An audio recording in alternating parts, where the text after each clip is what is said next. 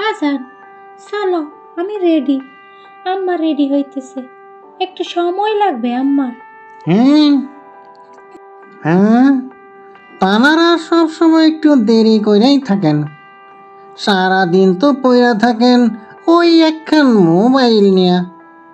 তা আইস কইলাম একটু তাড়াতাড়ি করতে, তা না, তখন তো আয়নার সামনে দাঁড়াইলো মাত্র।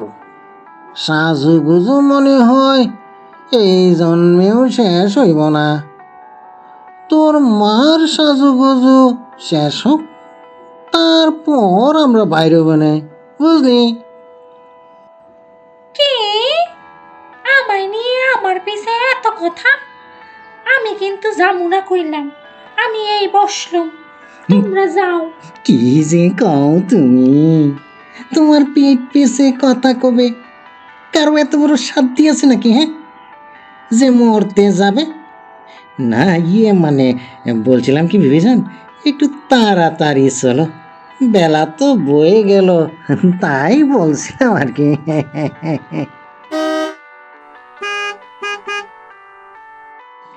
তাই তাই তাই মামা বাড়ি যাই, কি মজা কি মজা। তাই তাই তাই মামা বাড়ি যাই, তাই তাই তাই। ওই তো নানু বাড়ি দেখা যাচ্ছে, আমরা চলে আসছি, কি মজা কি মজা। তাই তাই তাই।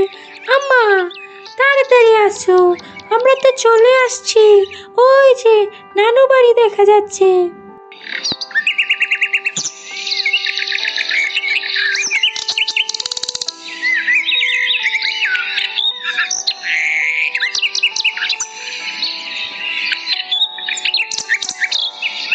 কিরে, এত দেরি হলো যে?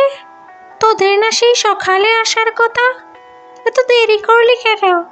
টুনিকে দেখার জন্য আমার দু চোখ জ্বলে যাচ্ছে, সেই কখন থেকে অপেক্ষা করতেছি। এত দেরি করলি কেন? শাশুড়ি আম্মা, আমরা তো সেই সকালবেলায় চলে আসতাম, টুনির মায়ের জন্যই তো যত দেরি, না মানে এই আর কি, একটু দেরি হয়ে গেল। টুনি, টুনি, দৌড়াচ্ছিস কেন? আগে তো একটু জিরিয়ে নিবে নাকি? এই দেখো দেখো, মেয়েটা এসে দৌড়াদৌড়ি শুরু করে দিল, কি যে করে মেয়েটা। তোমরা আসো বাবা, হাত পাও ধুইয়া খাইতে বসো, টুনি খেলোক। হো বাবা, খানা শুরু করো এবার। আমার মেয়ের জামাই হইছে একেবারে দেবদূত, বড় মাছের মাথাটা জামাইয়ের ফাতে দে। খাও বাবা খাও, কাতি বসে লজ্জা নেই। জামাই হইছে একেবারে আমার মনের মতো, আমার মেয়ের সব কথা শোনে। খাও বাবা খাও, কষ্ট শুধু ফোলাডারে লইয়া, মানুষ করতে পারলাম না। আহা, বউয়ের কথা উঠে আর বসে। এই তো সকালে বউ কইল বেড়াইতে যাইতে, অমনি বউয়ের পিছে পিছে চলে গেল।